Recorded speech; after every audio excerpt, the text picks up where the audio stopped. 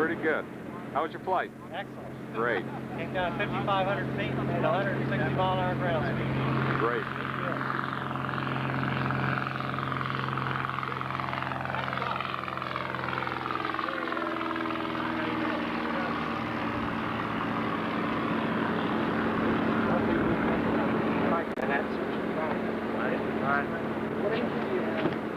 Bennett's 2180.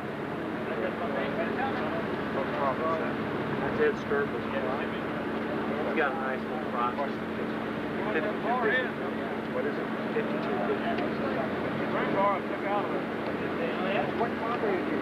I've got the poser.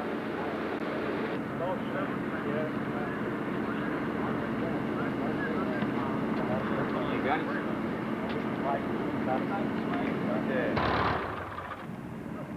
Get out of there. Get out. What'd you say? Get out of there. How you doing? Okay, all women, turn your head.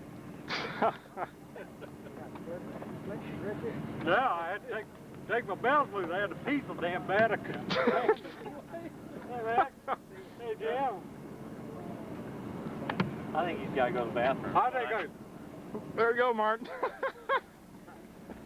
Turkey. How you doing?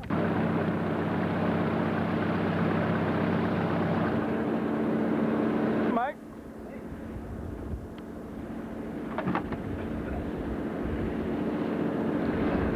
That's not what you did last year when you got out of the airplane. I couldn't get out of the plane last year, remember? Your husband. Oh, he has to do that too. Well, I got to park the plane first. What did I do last year? Right, that's where I'm headed.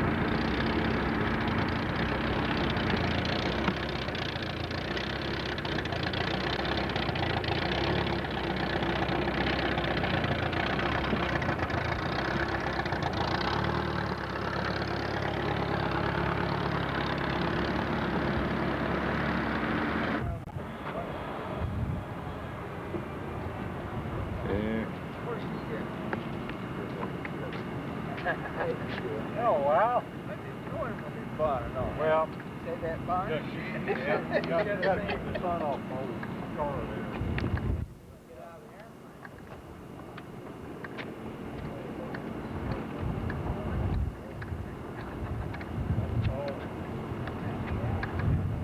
Why don't we just shorten the whole thing to where it just got this much sticking out of here? You got to, you got to have the advance underneath there, don't you? Yeah, that's the advance. Okay. But you get rid of the cap. Right. Yeah, sure. That's the whole thing. Yeah, we can make that. They machined the cap for Yeah, we can make that. Right. Okay. That looks super simple, Dennis. I still have to have a hump on it, slightly. You would, but I tell you, I don't know that you might not even notice mine that much. Yeah, he's got a hump, My Dennis. counting goes straight down. Look I here. don't clear this. Look at his hump, though, Dennis. He's got So you just humps like fair you it got in your little... and fair it out and make it look pretty. And I thought about painting it some other color. Either I'm going to do that or I'm going to go to some pickup on the crank. Sure. Because they make an aftermarket for different American engines. It's a crank, it reads off the crankshaft. And somehow the computer just knows which one to fire. Been thinking about doing that. Coming off the front, picking it up off the top. But whatever you do, keep it simple. Yeah, I think that's the most important. This engine has given me very little problem, a little valve problem, but it's mainly because of the way I stored it. I stored it for 4 years. I built it early, thinking I'd have it next year. Oh, absolutely, yeah. Well, you're not loading it quite as heavy, right? Right. What prop do you use in that? I've been Well, I started out with that warranty on there, which is a 5256, and with P-tips, and I went to a Sturba 5654. 5654. Yeah. And what happened? I'm getting. I haven't been able to swap props on the same day, same conditions. But it seemed to me before that prop was performing better than the larger diameter prop until today, flying over here. And it doesn't seem to be doing quite as well as I thought, as I remembered. But I've got Ed making me another prop, making it 54, 56. Okay, 54, 56 pitch. Yeah. What engine speed do you cruise at? Between 3,000 and 3,150. What kind of airspeed do you get? I'm indicating, my airspeed's off. I'm indicating 130 to 135. Marty's flying beside me. His indicating about 25 miles an hour faster than that. But our ground speed was anywhere between 150 to 170. Yeah. And so I got to replace Depending on when you looked at the road. before I left. Yeah. Yeah. Are you going to button that after a while or anytime? Sure. I want to see the engine installation. I understand that your buddy over here was building you up. You know, he said you got the best. I took Dan Deal's engine after he broke his crank. Oh yeah, right. I remember reading about that. I haven't really changed a lot of things I wanted to change on it. So Did you put the new crank from Beth? and so a lot of that stuff is not the way I would normally do it. I just took it right. Okay, yeah, I understand. So over the years you'll fix it your way. Little by little, Yeah. it gets changed.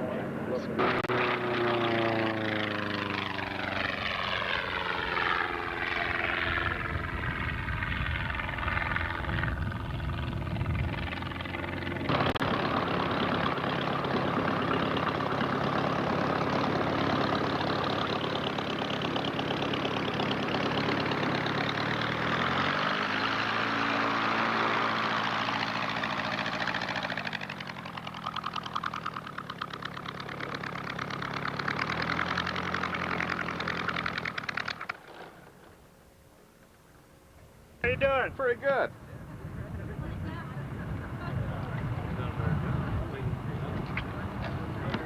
And how was your trip? Good. How was yours? Wet. Oh, you were saying that. I thought it was Jim. How you doing, Tom? Good. How are you, Jim? I see you fly the way I do. How's that? Fly trim? Yeah. Hey, did you hear they just got FAA approval for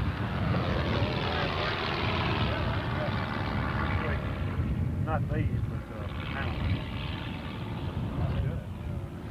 They're a lot better than where I am. Oh, yeah. How long it takes to get up here? I left at 7:30 this morning, stopped, I guess it was 3 times. Just didn't see any sense in pushing.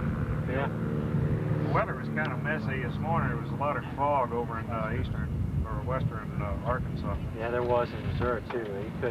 I couldn't even get out until 10.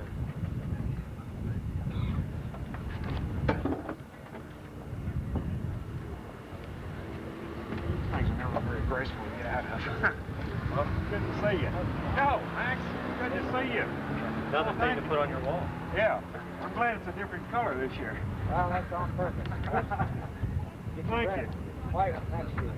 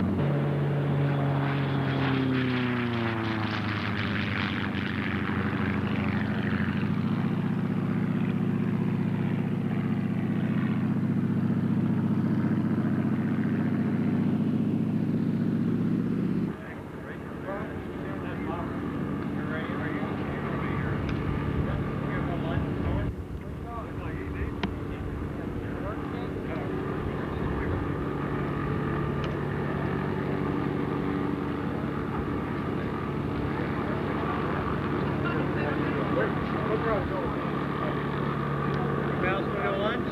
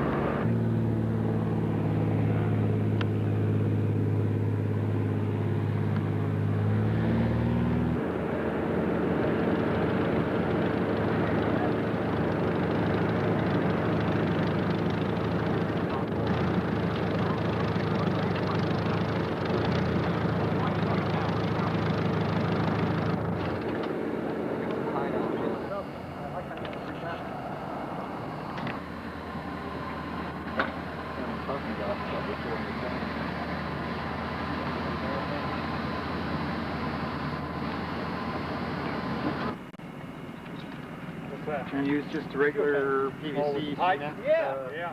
PVC. Never thought of that. Heck of a deal. I read it somewhere. Market PVC.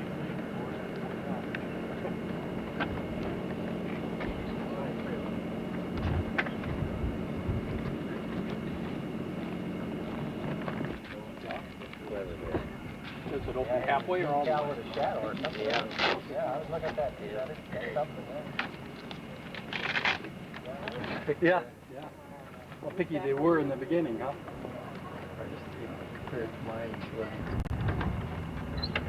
Where'd you come from, Russ? Springfield, Missouri.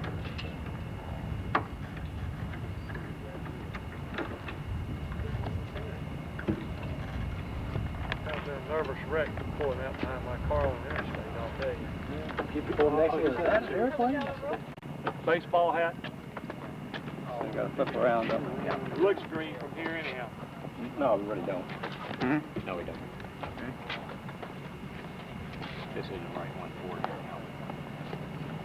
Stand up underneath the edge.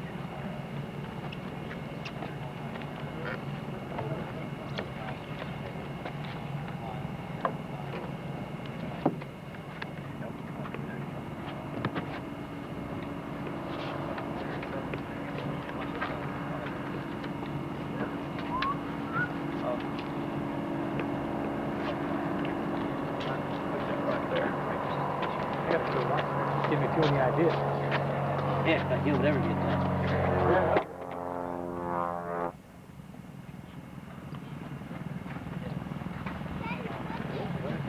I got it.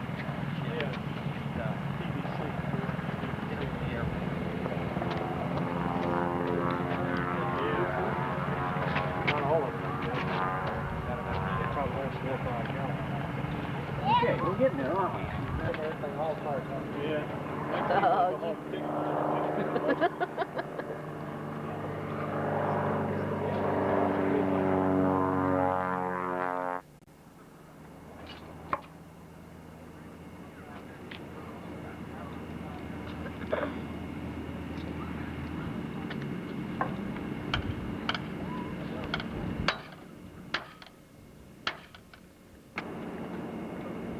What he forgot to tell you is that trailer.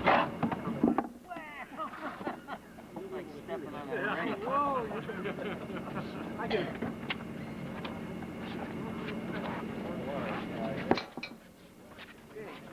I got it. Hey, I'm away from it.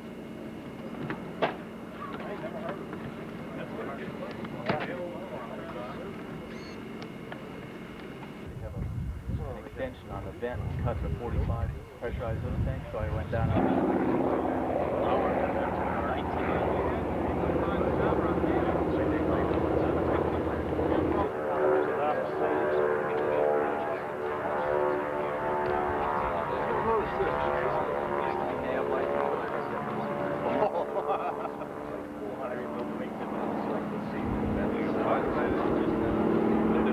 No, one's ground, one's ground.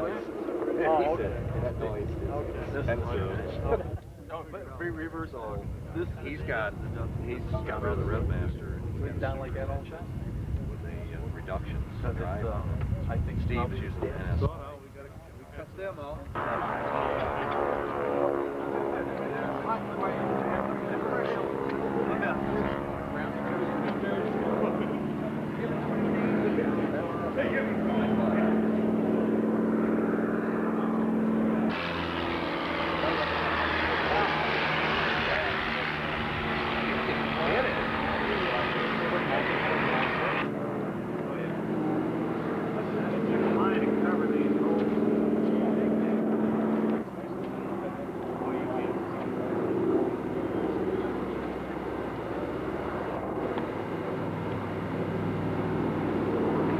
Let's talk landing gear. You ask questions, I'll answer questions. Okay, let's go take a look at it. Oh, That's how you made your landing gear. They're made out of a Hodaka motorcycle front struts. Outside tube, inside tube, both cut down. The upper tube has got a 5/8 hex rod welded to the top cap. The inner tube has a 5/8 deep well socket welded in it that the hex shaft slides in to keep the wheels from rotating side to side. And the rest of it is pretty straight, simple. It's got a spring in it. There's no fluid, no air. It's just a spring ride. Just a spring ride. That's right, a spring ride. Okay. How about your doors up there? Doors Pretty are clever. Doors are all fabricated from just sandwiched fiberglass. The inside door is operated actually by the wheel itself coming up and contacting a lever against a spring-loaded hinge. Show me how that lever works. As the wheel comes up, it contacts a little tab and pulls the door closed in behind. All right, that finishes closing it. And it's got a spring on it that's stout enough that holds the door in down position and keeps the wind from flopping. Okay, real good. If you look in here, you can see basically what I've got. See the rods here? Would you mind taking it out of there for us? I can't take it out. Go ahead. But it just operates off the. Oh yeah. I don't want to put her on her belly here. Right. Yeah. Well, do you have... But see, it was too far to begin with. It's too hard for a fat boy to reach it, so I had to put a bicycle chain and another sprocket on it to get it back where I could reach it. Well, you do have a... You don't have an up and down lock, do you? It actually locks itself. There's an over center lock. This goes over center. It'll lock the push on. Plus there's an over center lock on the gear itself. So in down position, it's actually locked twice.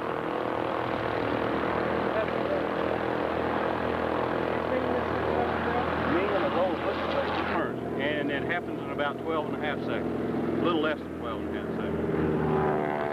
So it'll come up and down pretty quick.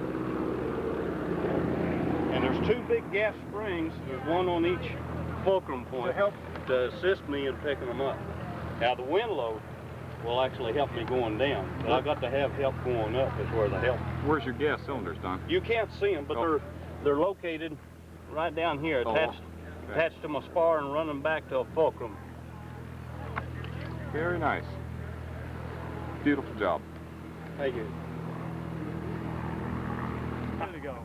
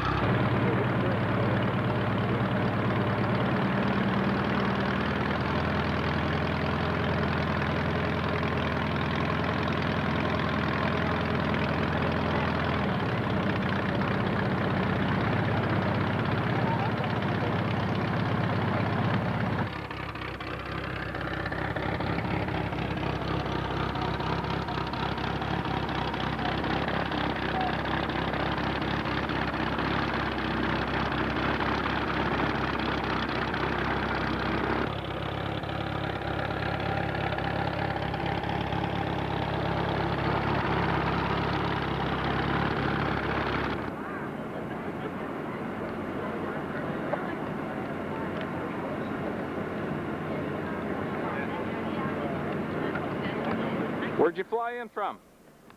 Long way away, 80 miles. 80 miles. Sonoma County, Mississippi. Oh, okay. Due south.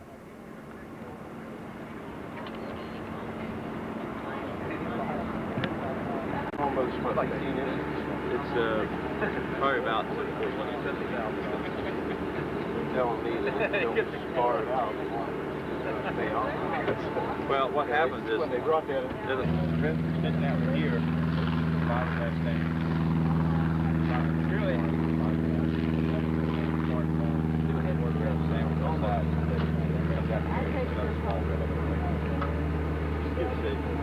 What's your finish? It's actually a derivative of the line of trees. Nice interior. Trackable one, I know I made better metal out of it. Did you get the whole thing done? Is that enough? Oh, give me your... Remind me to give you those chamois. Yes, sir. You're doing a good job. I had it there. Well, I just got the iron going out.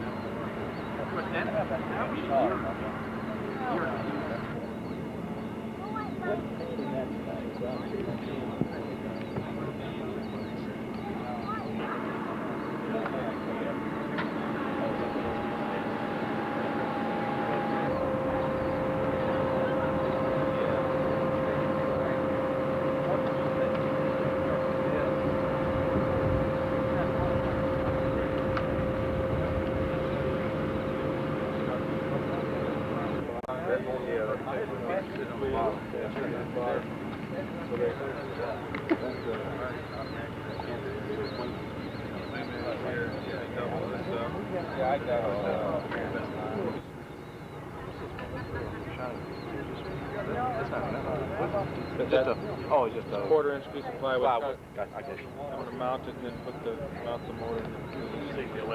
I got it started. Oh, I can see fine. I realized I wasn't supposed to, so I took it off.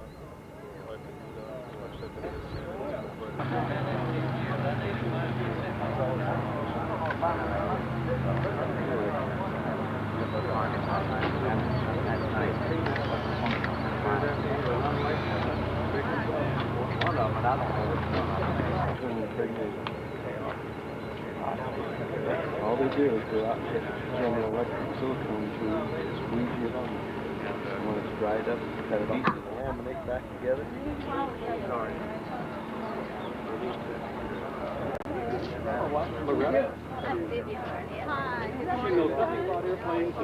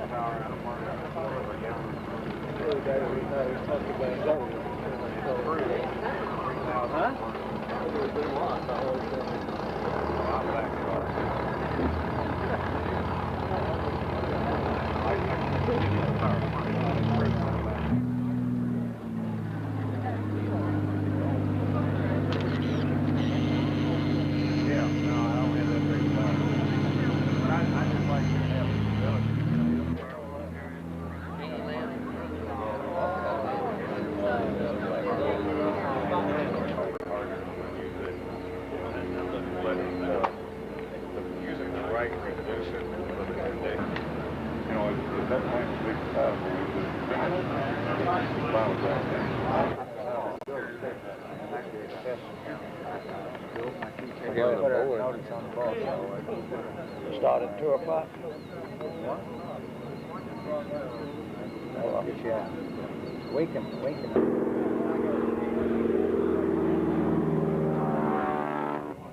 Yeah, he still got it. You want to go? I'd say second or even see if we can find out. LAI. First out, that's FAUGHN.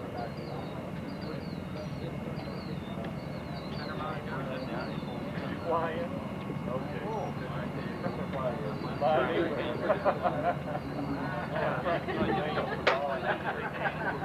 I'd wait until they turn around.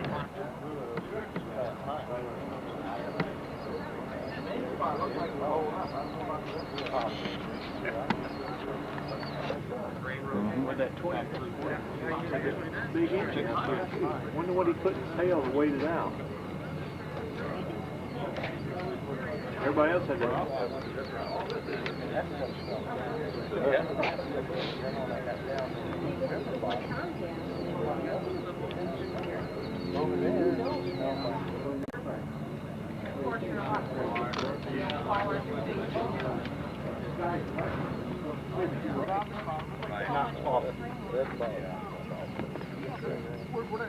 Underneath you balance, you put a weight balance in it to get it to 0.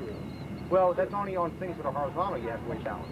Things that are vertical, you would try to dynamically balance. They're also weight balance.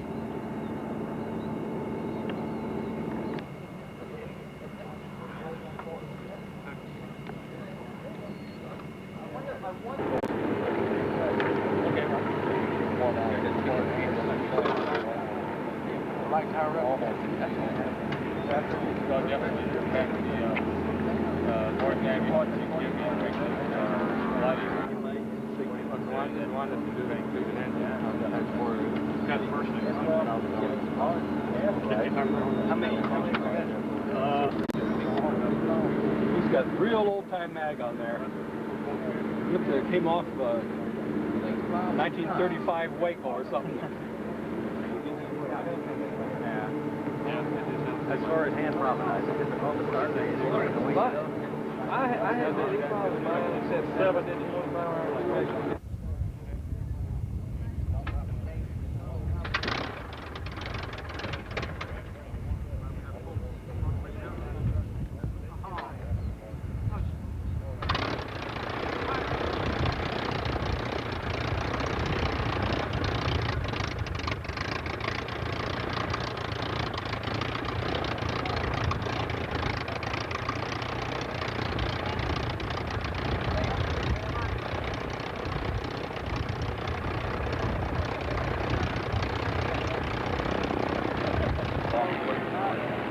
But you can't get in out of line.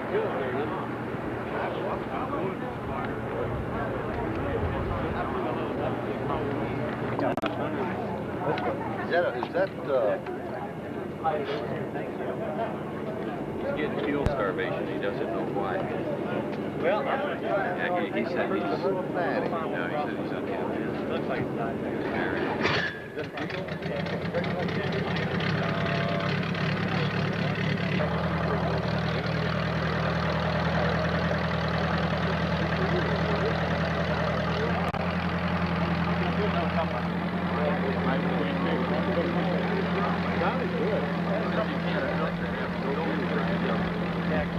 Start out.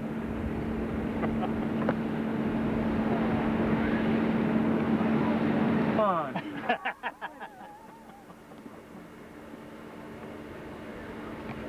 Wait a minute. Put that through there. There you go. I forgot you got that. Supposed to have the scarf trailing out the back, not the hair out the canopy. Yeah, really.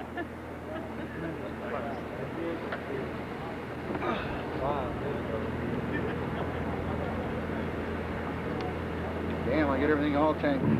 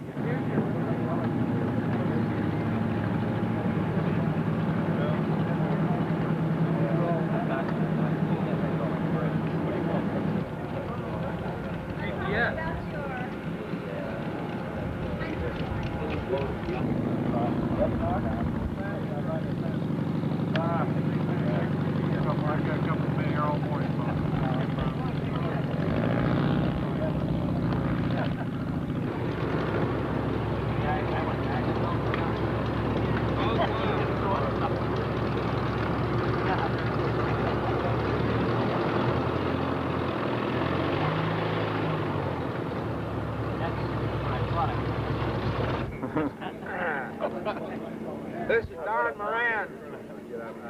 He's from Florida, and he's our official video recorder this year. Don made me do it. Say that now. I don't have to bring you back there. We got 4 Should I pull my pants up? You're doing Russian flights?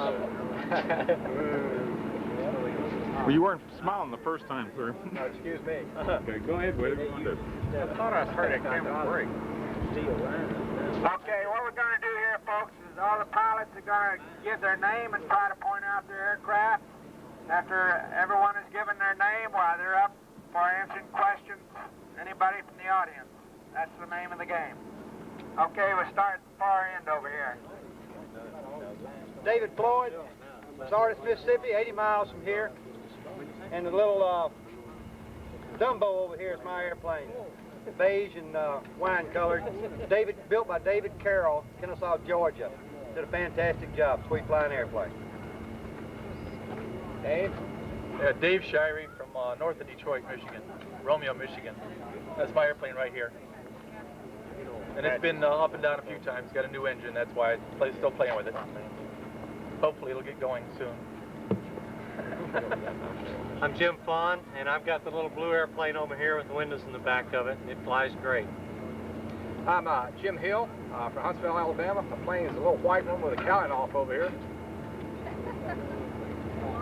I'm Tom Bagnetto from Wichita Falls, Texas. My airplane's a little KR-1 over here. 911 is not the emergency number. Let's understand that right now.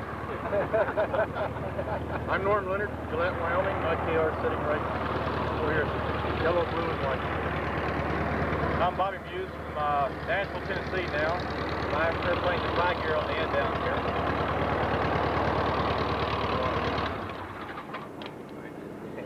Mike Ladigo from Tulsa, Oklahoma. I fly 19777 Mike.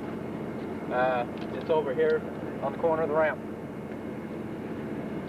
My name is Russ Barnett. I'm from Springfield, Missouri. My airplane is a KR-2, the November 8 227 Russ's baby. And I trailered it in, and it should be ready to fly in about 6 months, I hope. And previously, about 10 years ago, it had 14 hours on it, and then it's been redone since. Hi, I'm Tommy WAYMACK from Pine Bluff, Arkansas. My aircraft is 995 Bravo Golf. It's the one with the rainbow scheme on it. I don't know if you know which one that is or not, but it's been flying for about 4 years now, and can't beat it. It's the greatest. I'm Bob Muse from Marietta, Georgia. My airplane is a little blue and white one over there. Been flying about 9 years. I'm Max Calkin from Harrison, Arkansas area. My airplane's the one over here with a funny nose on it, with a white cowling and tan body. Just put a new engine in it last week, and that's the reason I haven't got it painted yet. It belongs to myself and Tom Benton. We're partners in it. It's a lot of fun to fly. Good airplane. We got one. Oh, here he is. Go ahead. I'm Martin Robert. Little KR with the Continental 0200 on it. Been flying it since '85. I like the VW better. I hold the world record for dead stick landing.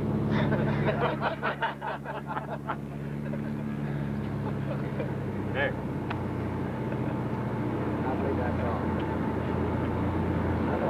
Okay, as you can see, we got them here from Colorado and all around the United States. We usually usually have Norm here from Wyoming. So they're not only a fun airplane around the patch, they're a good cross-country airplane also. Now we'll entertain any questions that you all have from the pilots, and we'll just let them answer them at random. Go ahead, Berger. Start over here and give me your airspeeds. Cruise. 155. 150, 155. 160 ground speed through. 140. 110. 160, wide open all the time. Come on. I don't know the wide open. I'm still breaking mine in, so I don't know what the cruise is. What'd you cruise up here at? We were running about 125 knots. 155. Don't know yet. 130 miles an hour, straight and left. 130 knots. 140. 180. This ain't the Sun 60. I think that's somebody's 192. Okay. 192.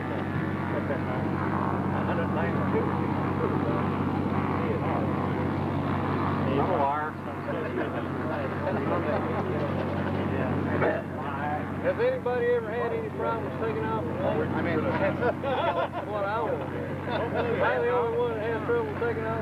Just landing. They come out even. Who cares? Any more questions from the audience?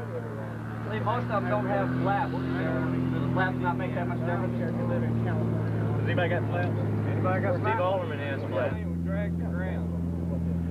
My own personal opinion about the flaps is the airplanes are so clean that mine has a lot of tendency to pick up ground effect in the flare. And with flaps, I think that's going to be amplified, and you're going to have more of a tendency to balloon and over control the airplane. About the only thing you really use flaps for is additional drag on a descent. Ken Cottle's not here this year, but he's got a dandy-looking speed brake system set up on his airplane, and he uses it mainly for additional drag. But I don't think the flaps are worth the effort, to tell you the truth, and that's just a personal opinion. I agree with you. Aircraft are designed without flaps. It's an add-on. Some people like it. It's your choice. I've had two KR2s with flaps that I've redone, and both times I've taken the flaps off.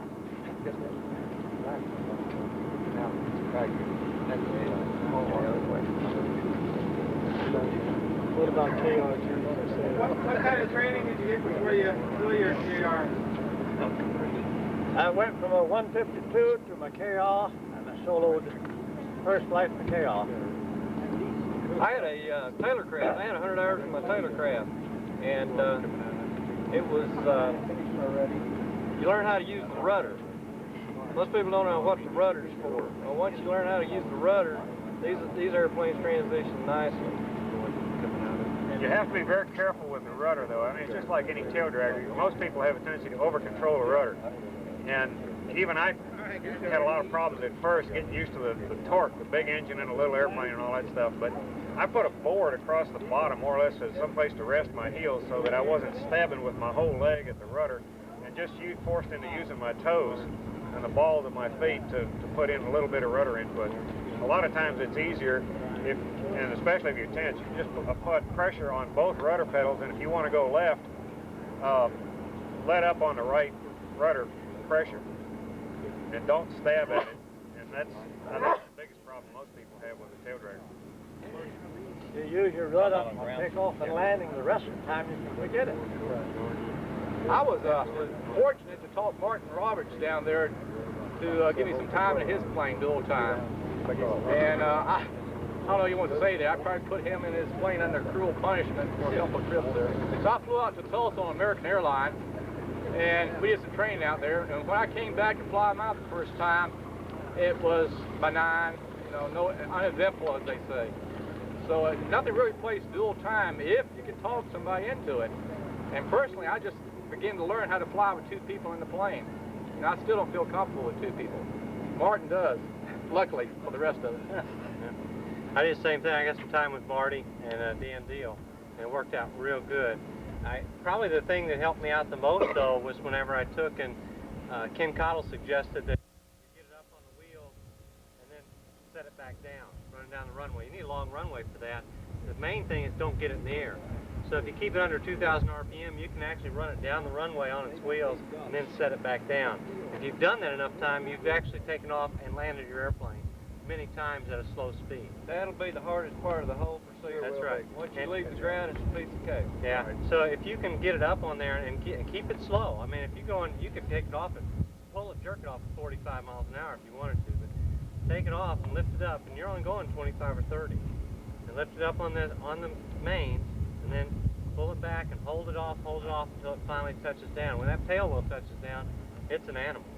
You know, first time, you're just back and forth, so try to have a wide runway. Or you can eliminate all those problems with the tri-gear and just be there you gone. go. But after you've done it a few times, it's not a problem. A training wheel. Your field's good too. I think the key thing is a long runway in this exercise. I'd use a short runway, and man, that was dangerous. Don't use a short runway with this technique or any techniques you do yourself. 4,000 foot is highly desirable. Yeah. The other thing that's important is on landing. If you land too fast, I found in my airplane, if I touch down above 60 miles an hour, I will bounce. Period. It's a given. I'm going to bounce. So therefore, I always make sure I stay in ground effect time at 60, and then I let it float and hold it off, and most of the time I touch down between 40 and 50 miles an hour. And when I do that, it'll settle right on, I can stick it, and it's not a problem. But if I do any more, because when I first started, I'd cross the end of the runway at 120, and you'd come across numbers 120 miles an hour, and you touch down 80, 85, and I'll guarantee you're coming back up in the air. And it's a real animal until I figured that out. So it took me a while. The aircraft stalls at a relatively high angle of attack, and that's why you see these little airplanes coming in flat. And some people like to wheel land them, some people like to 3-point them. It's your own choice. Now, wheel landing probably takes a little more skill than the 3-point. 3-point will be good to start with, and touch the tail wheel first if you possibly can. That way, when it does, you lose that angle of attack, the airplane quits flying. You don't float.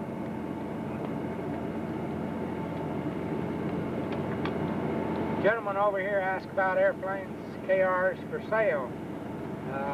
If you want to look and trade a plane, you might see some, or the KR newsletter, or if you want a specific case, I know of one over in Harrison, Arkansas that's for sale.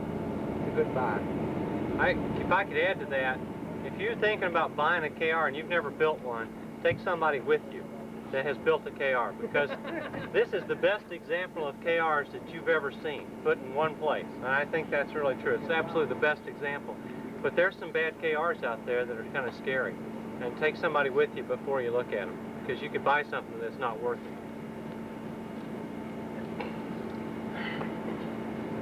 Any more questions?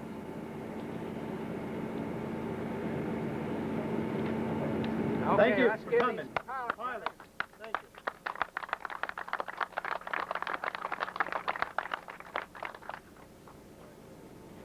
Thank you very much. The next item really on the agenda is the spot landing.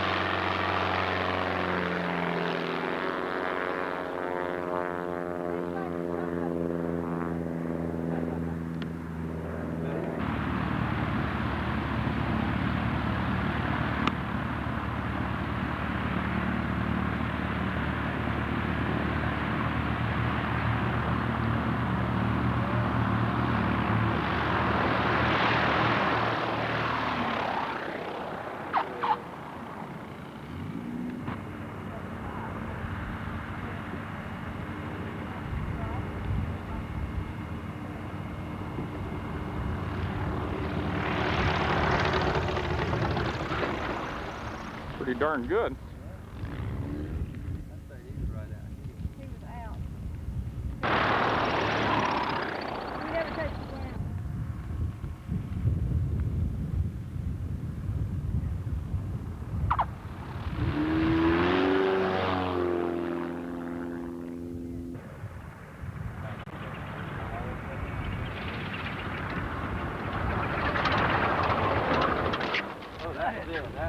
That one got it.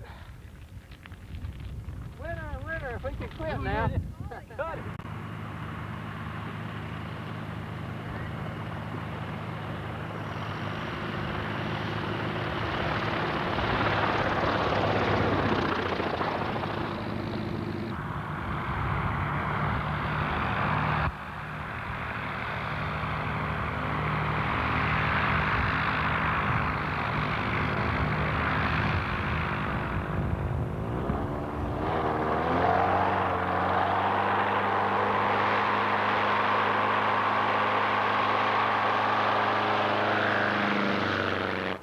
I got the maintenance award. The maintenance award. Maintenance award. However, they told me that I have to do more maintenance on my airplane than he does.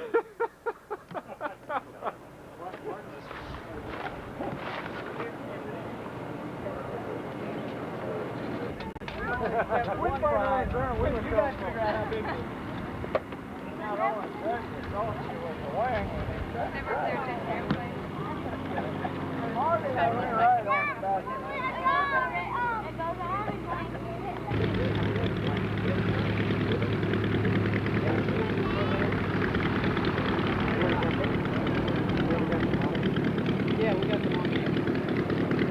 Okay, let me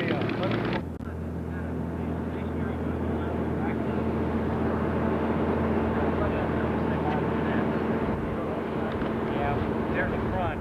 Just 6-8 hours in front of us.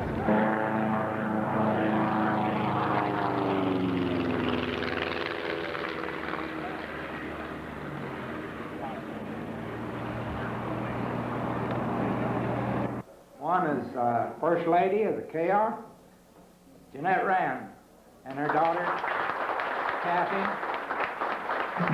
Jeanette, come on up there and tell us something about the, for all those that you don't know, her husband, Ken Rand, started our Pleasures, and she is First Lady of our choice, and probably the First Lady of Experimental Aviation. I don't know of any other lady in the business, do you? No. All right. First Lady, Jeanette Rand. Oh, thank you very much. It's always a pleasure to come to our care gatherings. At home, we work all the time getting parts ready and doing all of the things that have to be done to ship everything out to people. And it's a real pleasure to me to get here and see the final product.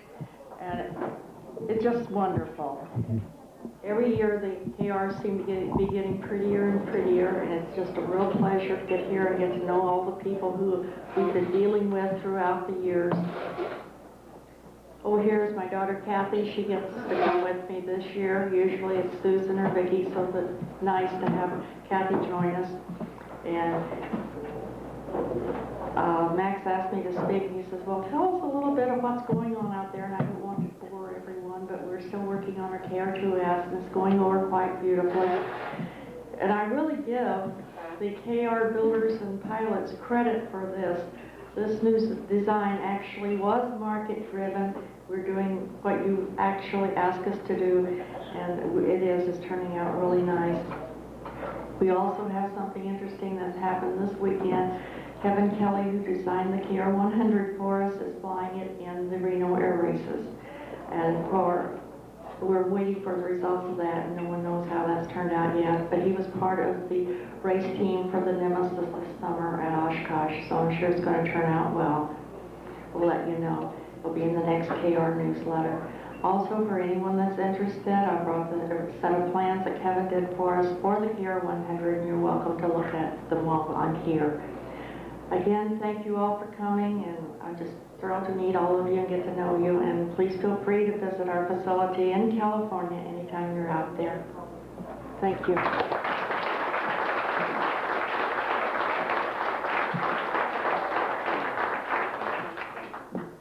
from Great Plains Aircraft Systems, we got Steve Bennett. He's gives parts for engines and all kinds of information. Steve, tell us a little bit about your business. Great Plains Aircraft. We recently moved from, as Max said, from the Chicago, Illinois area to Omaha, Nebraska. It was also market driven, I might add. A different market, however, and we're all relocated there now and up for business. And about the only thing we have that's new besides the phone number is a fax number again. So if you're trying to reach us by fax, just give us a call. We used to have the same line we shared, but we have separate lines again. I'm certainly glad to be here, and I don't have a KR anymore. That's the problem. I have a little old Piper Colt that goes really slow.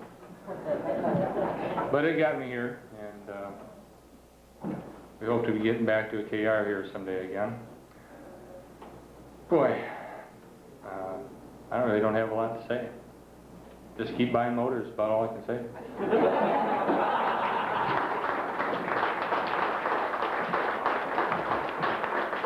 Oh, there is a KR newsletter, and it's put out by Earl Porton. If you're considering building a KR or KR1 or KR2, there's a lot of information in this newsletter, and it's only $12 a year. It comes out every month, and it's well worth the file. 20 bucks. It's up to 20 now? Okay. Been corrected. It's $20 a year. It's still worth it.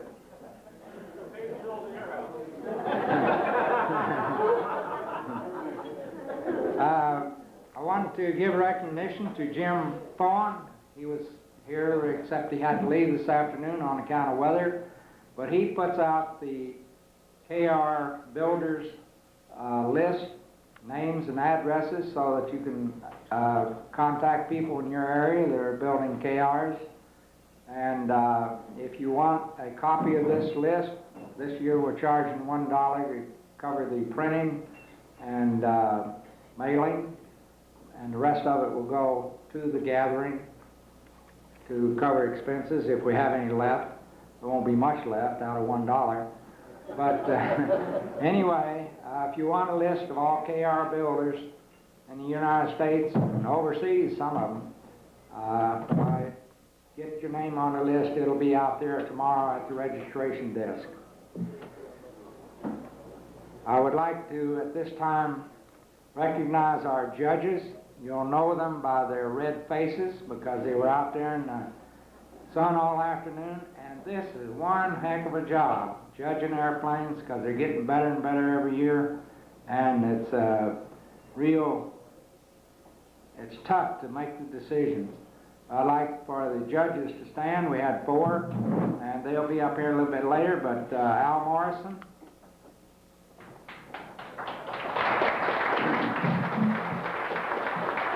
Tom Hort,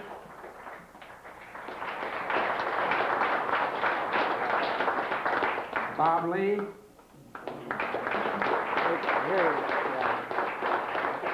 and Dennis Pointer. They have done one good job, and it was pretty hot out there this afternoon, so they deserve a lot of credit. We had a lot of workers to help this year, thank goodness, because it takes a lot of people to do this. Registration, you probably run into her and talk to her, is Maud Hubert, and also George. Maud, stand up over there, over against the wall over here. George, stand up beside her. George helped too. They've been a real big help. Couldn't have done it without them. And transportation, we had Jim Hill.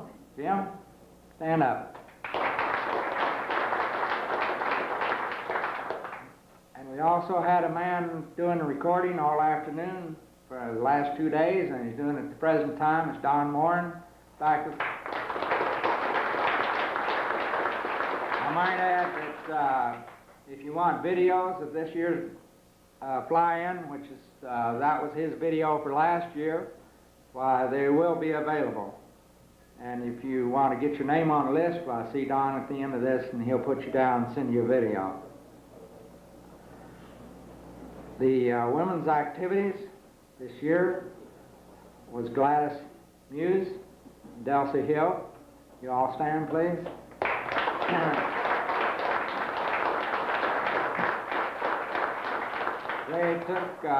They took two vans that the Chamber of Commerce provided and went down and did a tour of Memphis and saw a lot of good things. And we also want to thank the Chamber of Commerce of Covington for supplying the vans and the drivers. Okay, we had some forums this afternoon, and these were just get-togethers so that people could ask questions about different things that go on in making up a KR. We had woodworking, composite work, engine installation. Well, I'll read the names off as I go. Woodworking was George Huber. George, you stand up, please. If you want, we'll have them continue to stand and get them all standing up here, and then we'll give them a big round of applause. Composite work was Les Palmer. You all go ahead and continue to stand. We can applause after we get through the names here. Engine installation is Mike LADIGO, but he had to go back to Tulsa due to weather. Finish and painting is Tom BAGNETTO. Instrument wiring was myself, and cross-country flying was Norm Leonard. He had to leave on account of weather coming in tomorrow or tonight. Canopies was Don Beecham. There he is, back in the back. Spot landing, Bob and Bobby Muse, father and son. They're over here. Continental installation was Marty Roberts, and he had to leave on account of weather. Weight and balance is Jim Faughan, and he also had to leave on account of weather. All right, let's give him a good round of applause.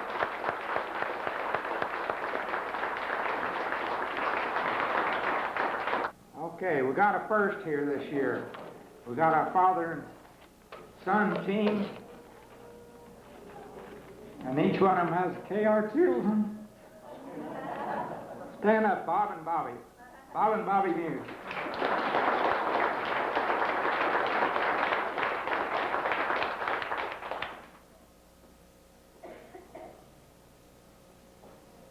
We also had the Marines back this year, and we appreciate them coming back.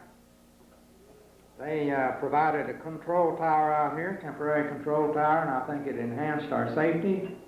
We appreciate them being here for the second year in a row, and their chief is Gunny Sergeant Edgar Gerbolin. Right, stand up, Edgar.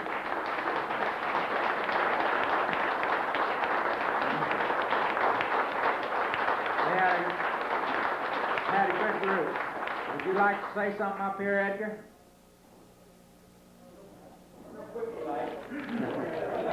We always enjoy this experience. I want to appreciate you people having us over. We got one of you, obviously the treasurer of the KR Association, and managed to get one of the newsletters to us. And that's how we knew that you wanted us back this year. I figured you've been hiding somewhere trying to prevent us from finding out where you're going to gather again. We found out, it said the Marines were there last year and hopefully we'll be here again. Last year we came over because we had a training evolution. It was just a matter of coincidence that you all had your flying in Covington. This year it's by design. The only reason that we're out here is because of y'all. You asked us to come out here. It's outstanding training for our people. This is real life training. This is what we normally would do in a wartime scenario. You don't go to Chicago O'Hare on the FA leaves and you step into their gear. You go to a place that doesn't have a control tower, bomb damaged runway or something like that, and you set up the equipment. You go through the troubleshooting of finding phone lines, installing cable, and doing that sort of thing like that. So this is really what we make our bread and butter. That's what Marine Air Traffic Control is all about. So we're more than happy to come down here this time. There's some word that we might be moving to the Fort Worth area next year in Texas. If you're going to be within our striking range, and our striking range is about as far as a C-5 Galaxy can carry us, in the United States, and you let us know. That's true. Well, we got to keep the cost low. If you're going to be somewhere in the United safe and you give us a line, or whoever it was that mailed us that copy of that newsletter, just smuggle in another one when we're in another. And who knows, when you start landing, if you see something standing up there and a bunch of people in little tree suits, it's probably going to be us. So we appreciate it.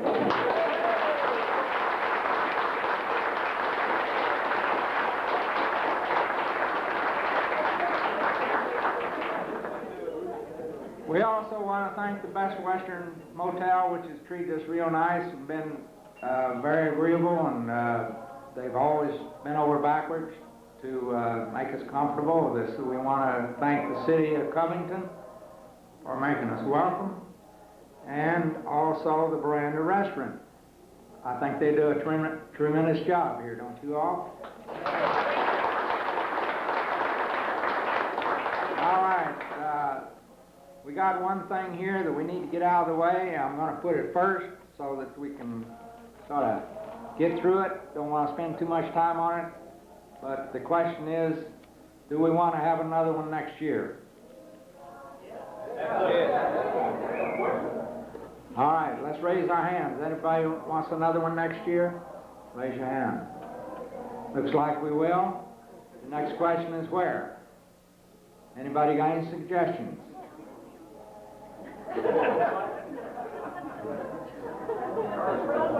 Anybody know a good airport that would be agreeable to have us, want us?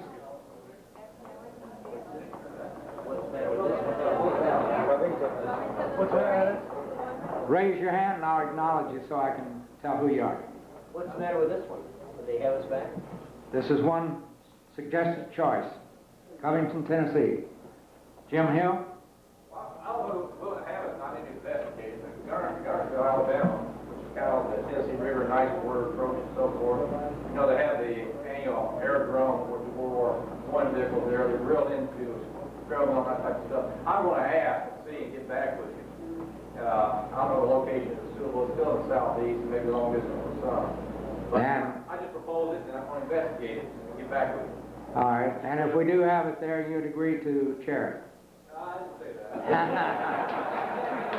Well, we've got to have somebody new. Dan Deal had it a number of years in Tulsa, Oklahoma. Chuck and I have had it here about 3 years, I think, and Jim Faughan has had it here. Keith James had it here and over at Covington, over in Kentucky, and so we need a new chairman or two, if that's what you want to call us, and we need volunteers.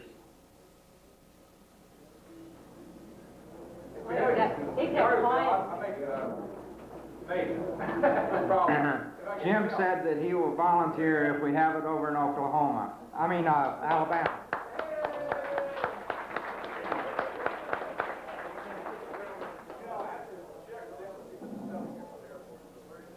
Right.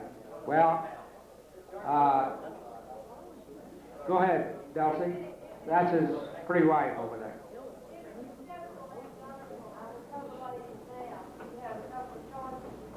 Boaz, Alabama, was one of the largest alcohol in the United States. All right, it's about 30 minutes from Huntsville where you can go to the Station Rocket Center, or go to NASA. You know, I do think it's Huntsville. All right. Hotels there, it's not very far, so. And also camping grounds. Sounds like a good location. Okay. Did everybody hear what she said about Boaz, Alabama, and NASA? At Boaz, Alabama, which is about 30 miles from Guntersville, they have the biggest wholesale outlet, or factory outlet, in the United States. It's really a big place. I've been there a number of times. Also, they have NASA in the near area there that you can go visit. I'm sorry, hold on just a second. What, Delcy?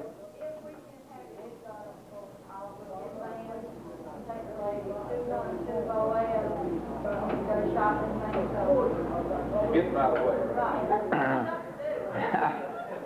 Be careful, Jim. She's standing behind you. Anyway, that sounds like a good opportunity to me, and Jeanette said she's never been to Alabama, so it'd be a first for her. And write and tell us your desires. At this time, I would like to say something about the awards that are given to the airplanes out here. We try to judge them by the Oshkosh standards, and this time we'll announce who won what. If the 4 judges will come up here with a red face, and we'll start the awards, giving out the awards for the best interior and best KR and so forth.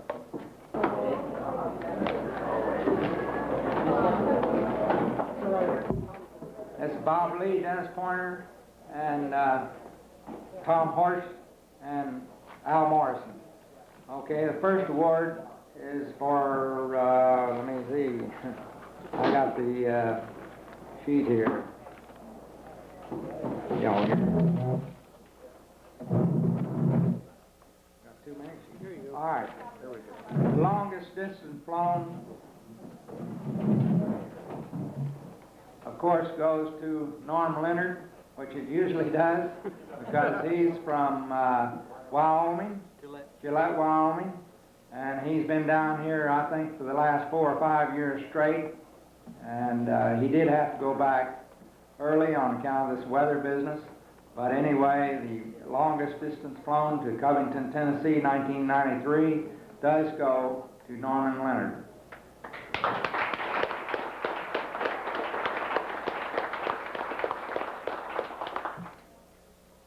The best engine installation goes to a latecomer. In fact, I think he was the latest one, but it goes to Calvin Campbell from Tulsa, Oklahoma.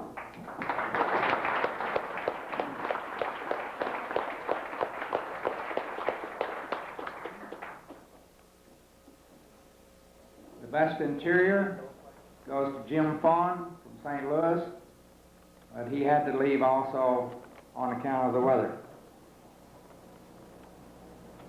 The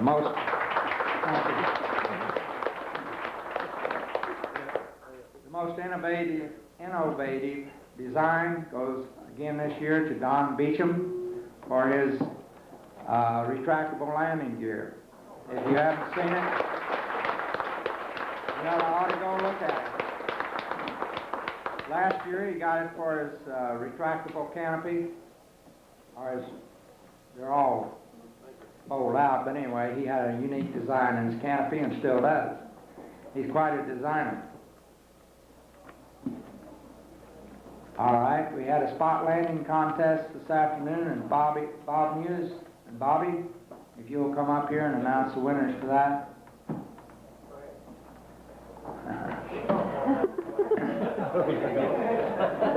I think both of you ought to come up here. This is Bob and Bobby MUSE.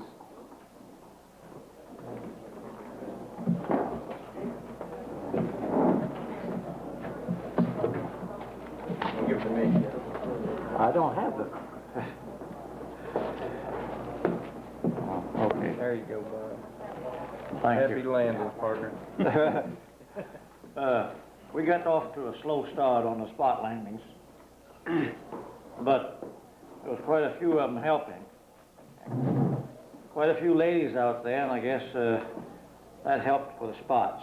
But anyway, they tell me that Marty Roberts, is that right? Nailed it. That'll work. He nailed it. Huh? He nailed it. On the spot? On the spot, right. You can't beat that. He just come up and nailed it on the spot. We had some different rules this time than what we have had, and to make it a little bit more competitive. One of them was you couldn't go undershoot it. If you did, you was disqualified. And if you come up and you bounced, you don't count that distance. You count it after you settle down. Several things to make it more like a real situation where you had to get into a short field and this sort of stuff. But he did it real fine. Marty's a good fellow. He's not here. He has to go back to Tulsa, so when you see him, tell him congratulations.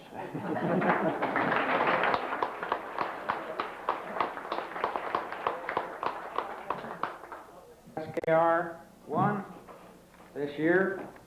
Let Bob announce it here. Well, the best KR1 is the same best KR1 we had last year, Tom BAGNETTO.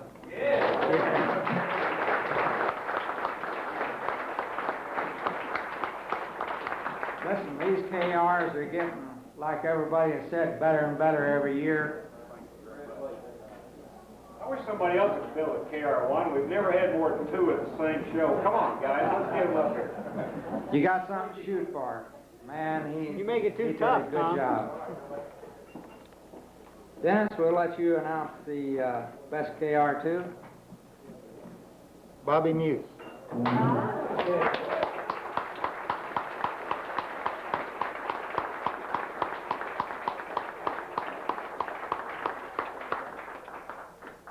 Congratulations. Come on over and say something, Bobby. And don't tell them how much you paid the judges.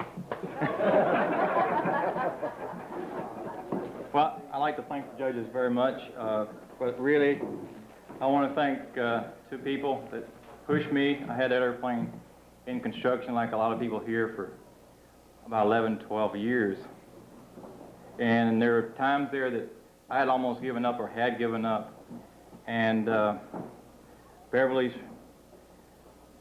support and pushing me and putting up with me and the money I spent, I'd like to thank her. And I tell you the truth, probably one of the big motivating factors for me, and I've made no qualms about this, was to be able to fly here with my dad, to come to the Covington, to come to this fly-in, and I'd like to thank my dad. Thank you.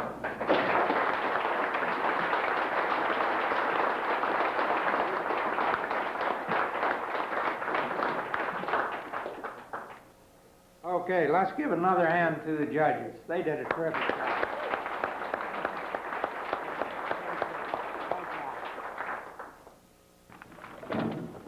For the People's Choice goes to, well, I got it here someplace, folks.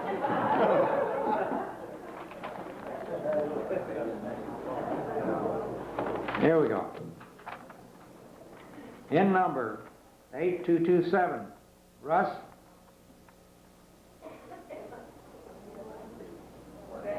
Barnett? No. Barnett? Barnett. Russ Barnett.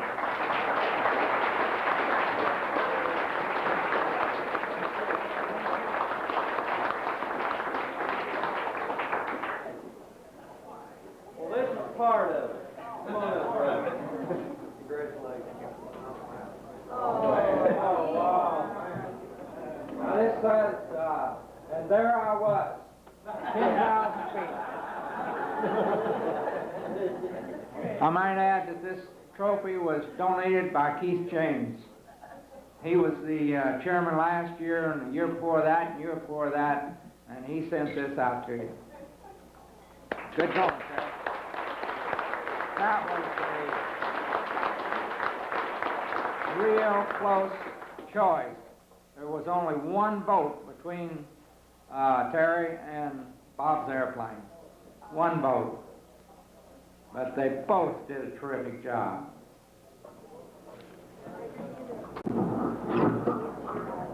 When we started going to air shows some time ago, I had no idea how much stuff you got to bring with you. A KR is not very spacious, and a KR1 like mine is even worse. In fact, you need a support crew. Dawn, would you come up here a minute?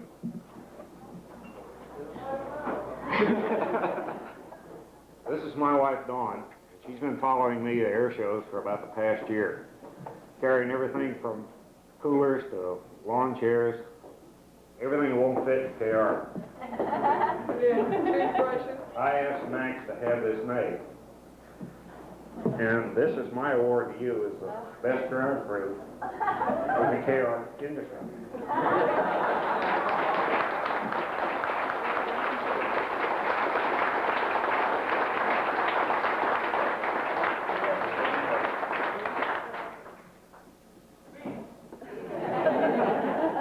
Well, for the first time in 23 years, I can't think of a thing to say. I'm gonna do this again next year. I really do want to say just one thing. The best thing that has happened to Tom and myself in our lives is discovering the KR airplane. And he has had so much fun building it, and we've had so much fun since it's been built. It's just amazing what it's done for both of us. Thank all of you. Thank you, Jeanette. And thank you, honey.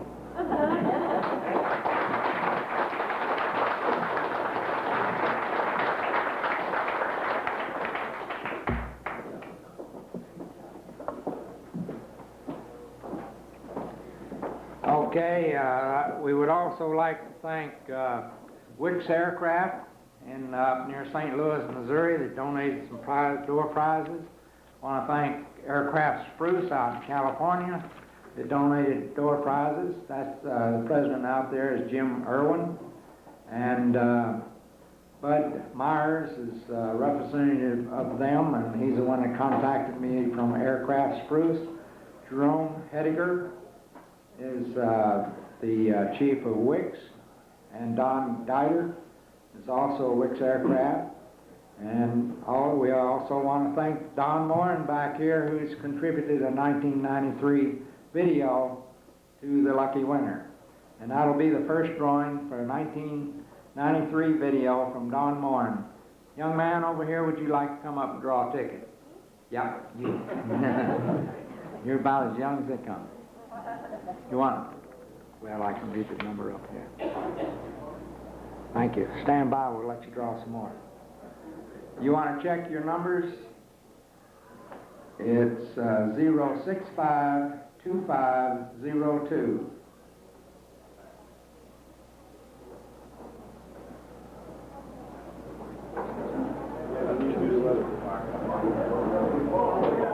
Zero 652502. All right. Very good. Would you see Don Morin back there in the back after the show, and he'll give you the video.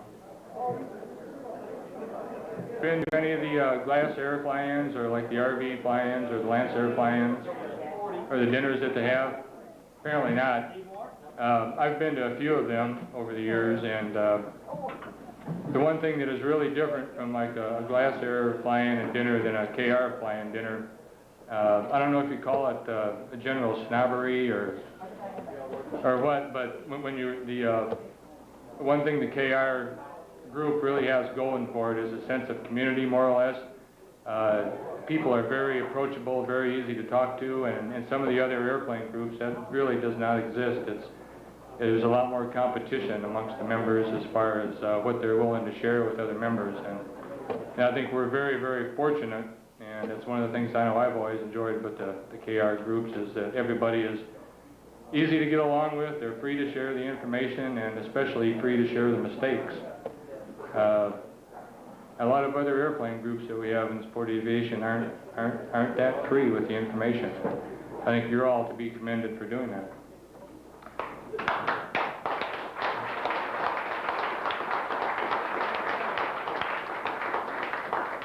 Few pilots get out without paying their fuel bill. They didn't mean to, and we got it, no problem. But it would save the airport out there sending out letters and calling me for people that forgot to pay their fuel bill before they left the airport. So with that, if you'll just do that, I have nothing further. Does anybody else have anything further? Thank you very much for coming, and enjoy the rest of the gathering. There'll be some flying and some airplanes out tomorrow if the weather's not too bad. Good luck. Thank you very much.